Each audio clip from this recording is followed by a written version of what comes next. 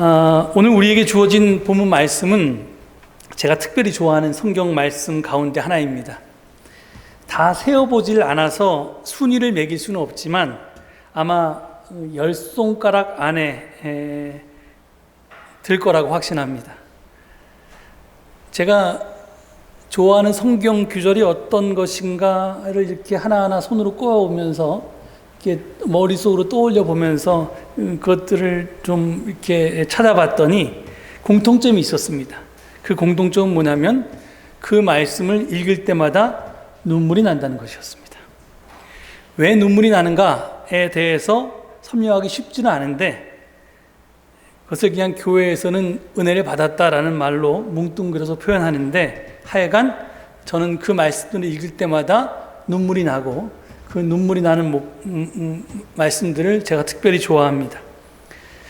제가 은혜가 된 부분을 오늘 아까 읽은 본문 중에서 좀 발췌해서 가톨릭 세번역으로 읽어보겠습니다. 35절 이하입니다. 무엇이 우리를 그리스도의 사랑에서 갈라놓을 수 있겠습니까? 환난입니까? 역경입니까? 박해입니까? 굶주림입니까? 헐벗음입니까? 위험입니까? 아니면 칼입니까? 나는 확신합니다.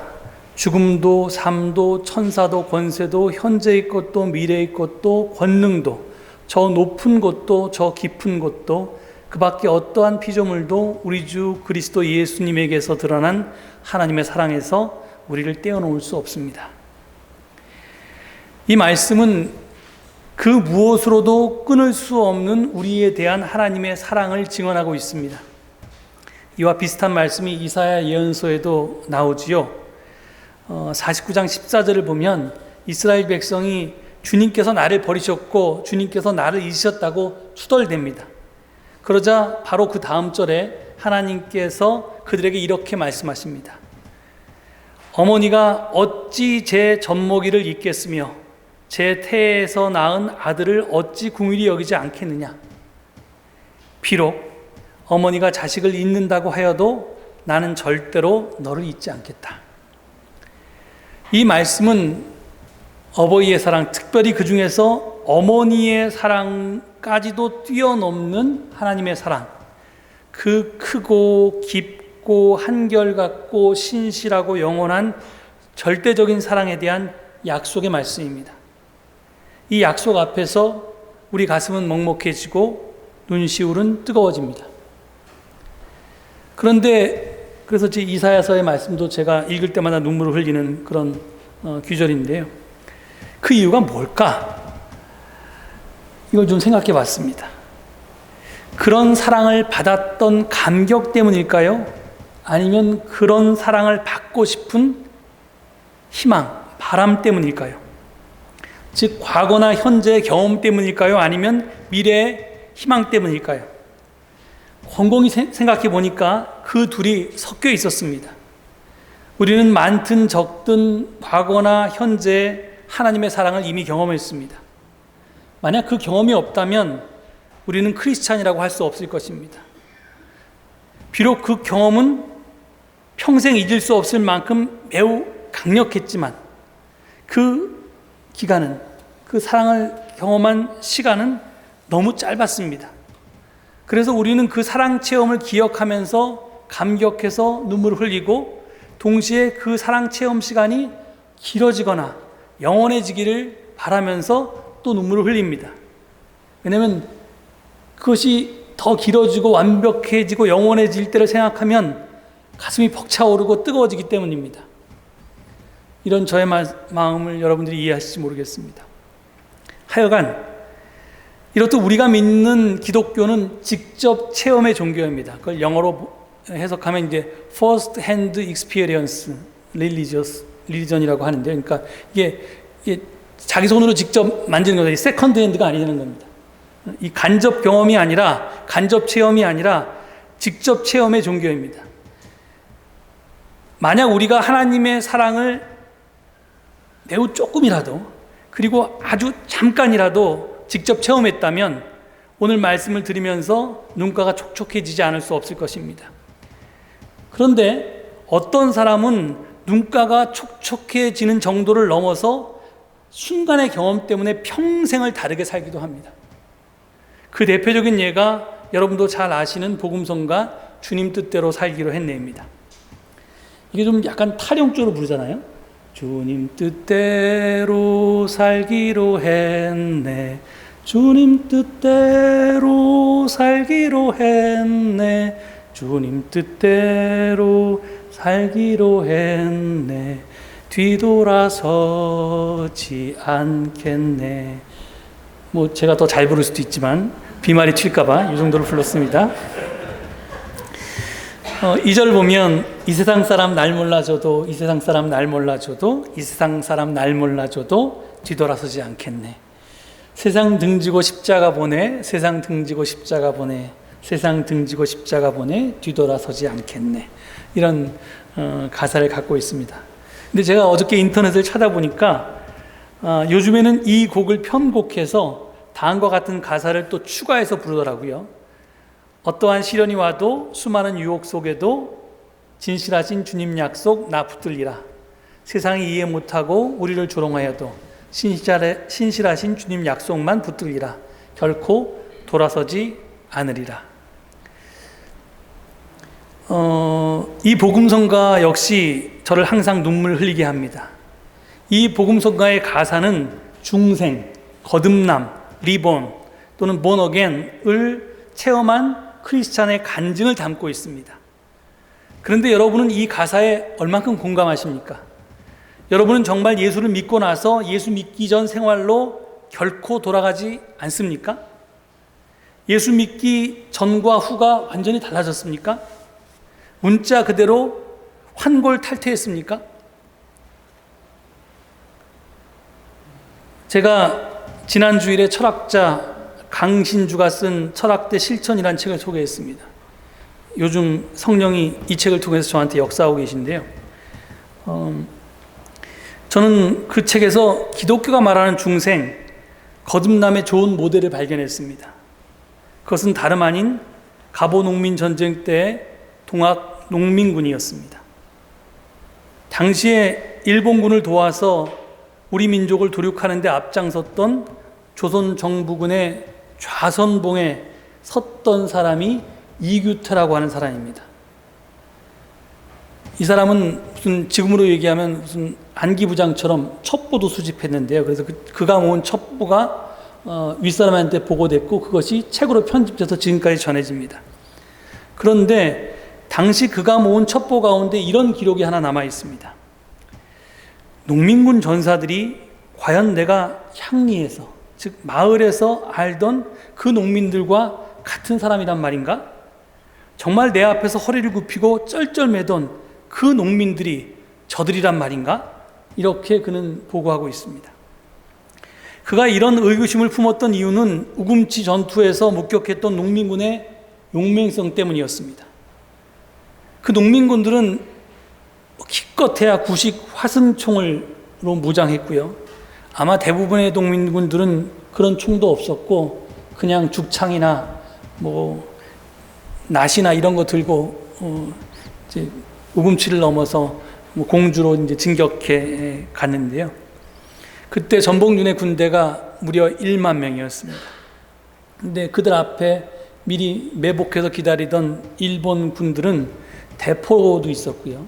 그 다음에 무슨 그 남북 전쟁 때, 미국 남북 전쟁 때 맹위를 떨쳤던 일본에 무려 3,000발의 총알을 쏠 수 있던 기관총으로 무장하고 있었습니다. 화승총은 한 사람이 하나 쏘고 1분 있다가 하나 쏘고 이래야지 이제 겨우 작동할 텐데 이 기관총은 1분에 3,000발이 나갔으니까 얼마나 전력의 차이가 있겠어요? 그래서 무려 3시간 전투를 했는데 1만 명 중에 7,000명이 죽었습니다. 근데 그들이 앞서가던 농민군들이 죽고 또 죽었는데 농민군들은 조금도 굴하지 않고 계속해서 전진하고 또 전진했습니다. 죽기를 각오하지 않고는 불가능한 일이었습니다. 죽어도 상관없다라는 생각을 갖지 않고는 그런 전진이 불가능했던 겁니다. 누구도 죽음을 두려워하지 않는 사람은 없습니다. 그러니까 아무리 마음속 깊이 결단했다 해도 전장 앞에서 총탄이 막 앞에서 빗발치고 옆에 있는 전우가 쓰러져 죽으면 숨거나 도망가기 마련인데 그들은 그렇지 않았다는 겁니다. 우금치의 농민군은 그때까지 관리와 지주의 수탈에 찍소리 못하고 순종했던 무지렁이 농민이 아니었습니다. 그들은 죽음도 결코 두려워하지 않는 전사였습니다. 갑오 농민 전쟁 전후의 농민은 같은 사람이었지만 완전히 다른 사람이기도 했습니다. 그들은 무지렁이에서 전사로 거듭났습니다. 환골 탈퇴했습니다. 기독교식으로 표현하면 born again, 중생했던 것입니다. 무엇이 그들을 거듭나게 했을까요?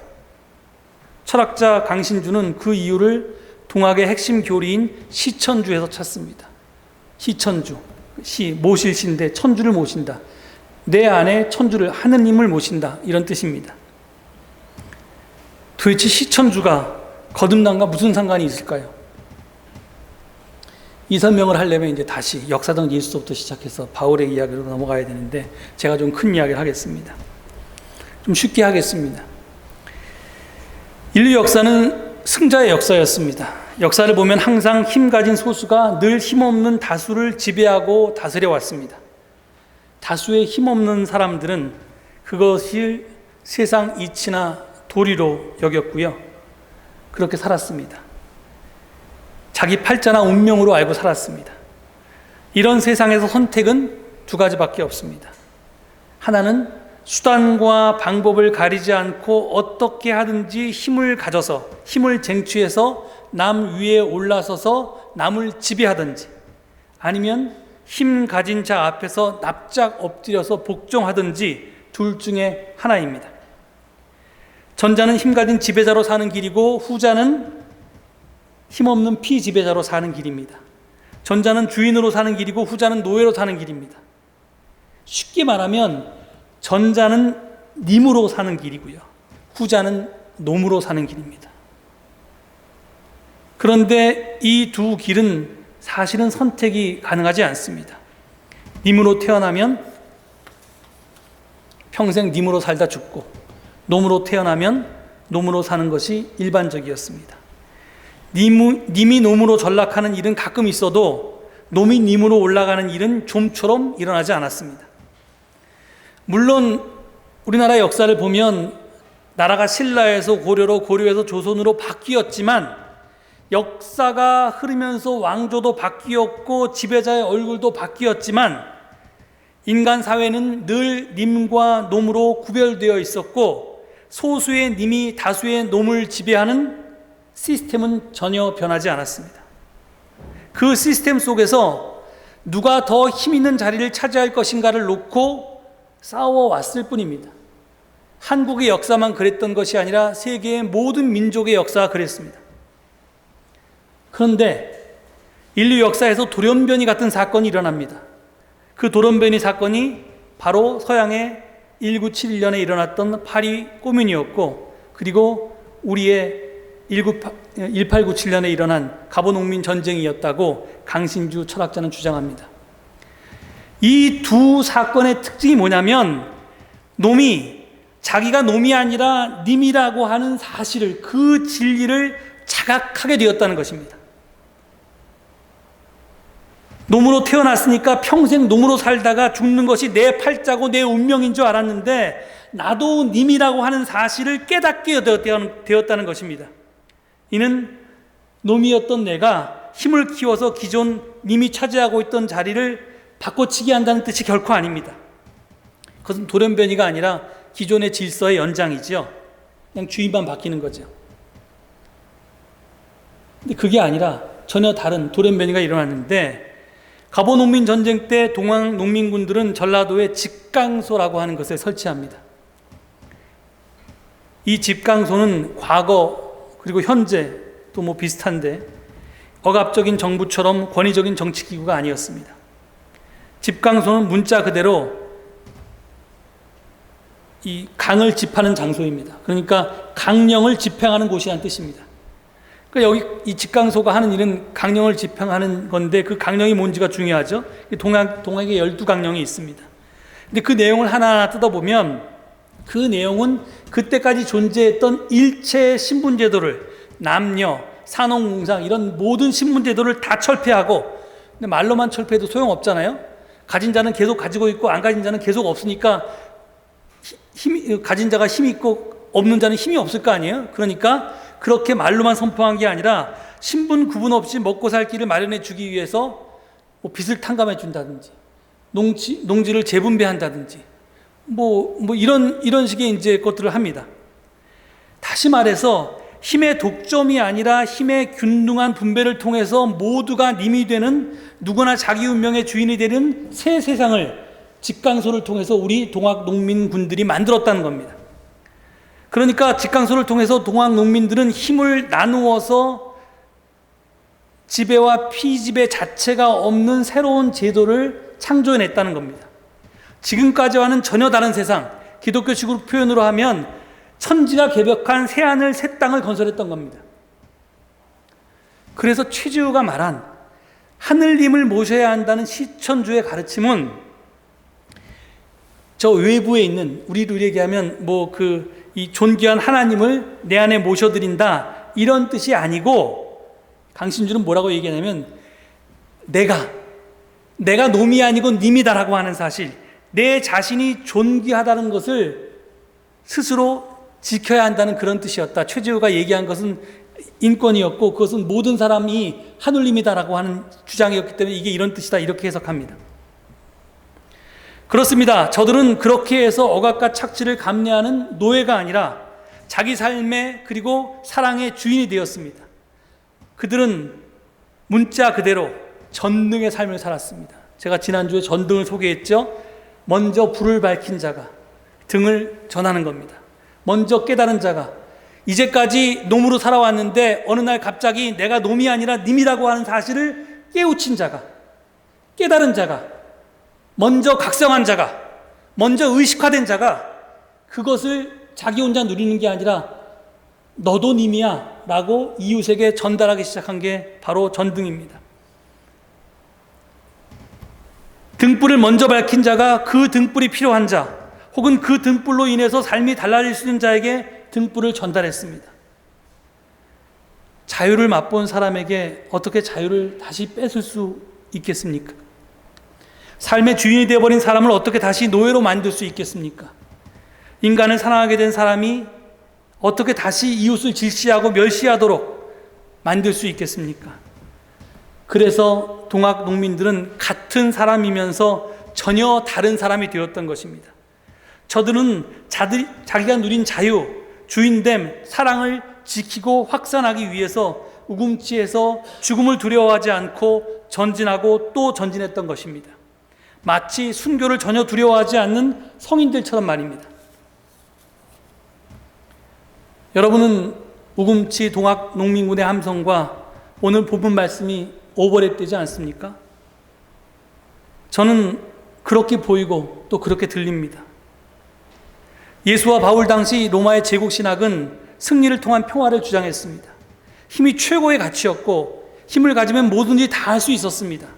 현대 자본주의 사회에서 돈이 최고의 가치이고 돈이면 뭐든지 다 되는 것과 비슷합니다. 자본주의 사회에서는 힘의 대표가 돈이니까요. 앞서 밝혔듯이 인간 사회는 힘을 가진 님과 힘이 없는 놈으로 구분되고, 힘 가진 자는 자연으로 살고 힘 없는 자는 노예로 살았습니다. 이것이 인류 역사가 지금까지 계속 되어 온 겁니다.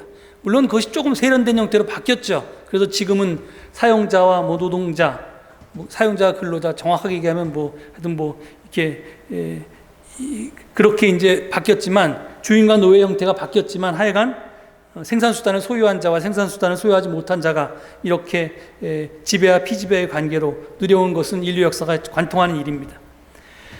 그런데 예수님은 그런 길이 아니라 제3의 길을 제시하고 그 길에 따라 살았습니다. 힘없는 자유인으로 살았습니다. 힘없는 자유인, 이것은 동그란 네모처럼 형용 모순입니다. 계급사회, 차별사회에서는 그런 것은 존재할 수가 없습니다. 님은 님으로, 놈은 놈으로 살아야 합니다. 그게 이치고 도리고 팔자고 운명입니다. 그런데 예수는 노민 주제, 님으로 사는 이제까지 전혀 없던 길을 우리에게 제시했습니다. 세상 이치를, 세속의 도리를, 자기 팔자를, 자기 운명을 거슬러 살라고 했습니다. 왜? 우리는 놈이 아니고 님이니까요. 로마 황제나 그 하수인들 뿐만이 아니라, 그 사람들만이 님이 아니라 세상의 모든 사람은 누구나 다 하나님의 사랑을 받는 존귀한 자녀니까요. 더구나 우리는 하나님과 더불어 하나님의 꿈이 하늘에서와 같이 이 땅에 이루어지도록 하기 위해서 불림을 받은 하나님의 동역자니까요. 그런 우리가 어떻게 놈일 수 있겠냐는 겁니다. 그래서 예수님은 당신 제자들에게 내가 너에게 하늘나라의 열쇠를 주겠다. 네가 무엇이든지 땅에서 매면 하늘에서도 매일 것이고 땅에서 풀면 하늘에서도 풀릴 것이다. 이런 엄청난 말씀을 하십니다. 당신의 전권을 주십니다. 또 사도 바울은 우리 그리스도인들에게 이렇게 말하지 않았습니까? 여러분은 살아계신 하나님의 성전이고 하나님의 성령께서 머무시는 성소입니다. 여러분은 하나님께 바치는 그리스도의 향기이고 그리스도의 편지입니다. 여러분은 보통 사람이 아닙니다. 하달것없는 질그릇일지는 몰라도 그냥 질그릇이 아니라 하나님이 주신 보물이 담겨있는 보물단지입니다. 또 베드로전서는 뭐라고 합니까? 우리를 선택된 민족이고 왕의 사제들이며 거룩한 결의이고 하나님의 소유가 된 백성이라고 분명하게 말하고 있지 않습니까? 이게 다 무슨 말입니까? 우리는 놈이 아니라는 겁니다. 님이라는 겁니다. 기독교는 놈은 놈이고 님은 님이다. 누에는 뽕잎을 먹고 송충이는 솔잎을 먹어야 하듯이 놈은 놈으로 살아야 하고 님은 님으로 살아야 한다고 말하는 사람들을 죄인이라고 부릅니다. 인류 역사에서 강한 자가 약한 자를 지배해 왔습니다.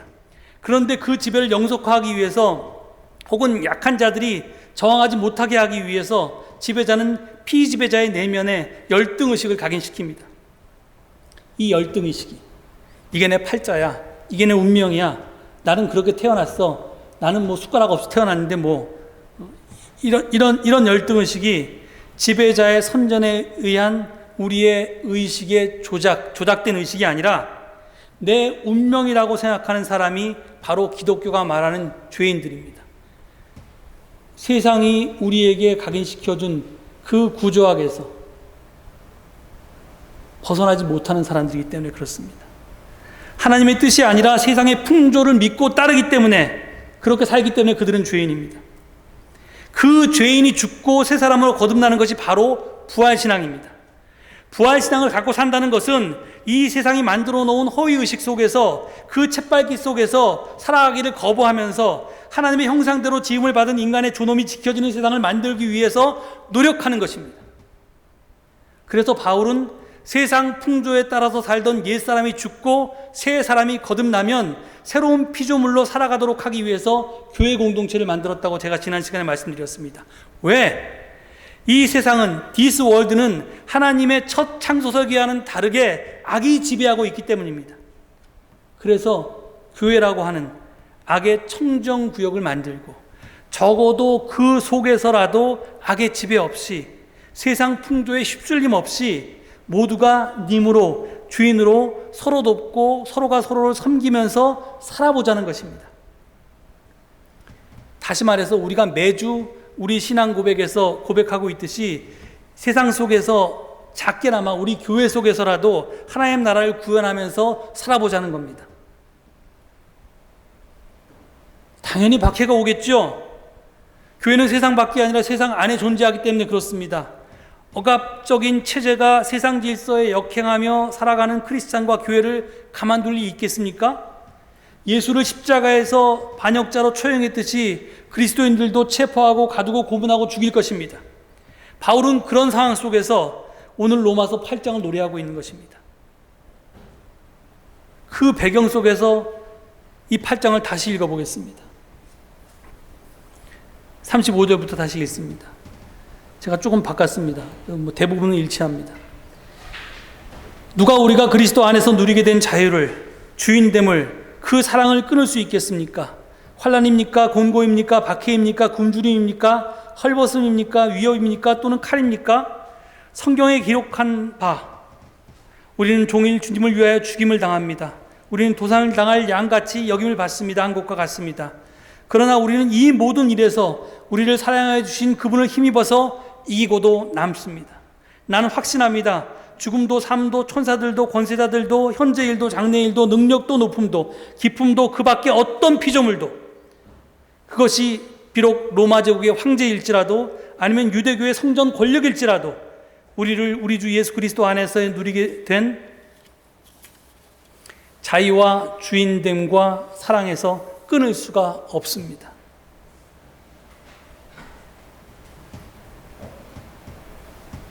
기독교 신앙을 갖는 것은요, 님이 놈 되는 게 아닙니다.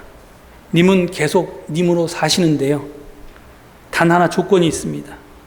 여러분들이 이제껏 혹시라도 님으로서 놈을 차별화해 왔다면, 업신여겨 왔다면 그 차별을 그만두시고 놈들도 님으로 존중하면서 사는 겁니다. 여러분들이 스스로를 놈이었다고 생각한다면 그 노예의식을 벗어버리고 어깨 당당히 펴고 살면 되는 겁니다. 그리고 세상을 님과 놈으로 구분하고 차별하고 하는 그 모든 것들과, 그 반대되는 것들과, 이것에 반대되는 모든 것들과 싸우는 겁니다. 그것이 비록 기독교회일지라도 말입니다. 저는 우리 모두 바울처럼 이런 확신을 가지고 세상 속에서 세상과 다르게 살 수 있기를 바랍니다. 차별을 금지하는 법을 반대하는, 세상보다 더 세상적인 기독교의 옛 모습을 벗어버리고 자유와 평등과 평화를 추구하는, 모든 인간을 놈이 아닌 인간으로 존중하면서 살아가는, 그리고 그들을 섬기는 참 그리스도인이 될 수 있기를 간절히 축원합니다. 이 말씀 기억하시면서 잠깐 묵상 기도하겠습니다.